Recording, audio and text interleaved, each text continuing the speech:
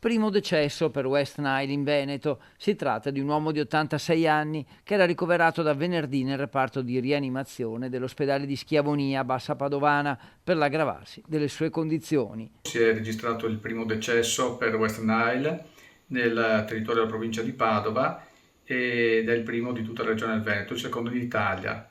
Il primo caso si è avuto qualche giorno fa in provincia di Pordenone. Residente nel Piovese, era il terzo caso registrato di pazienti affetti dal virus West Nile trasmesso dalle zanzare e aveva un quadro clinico di fragilità.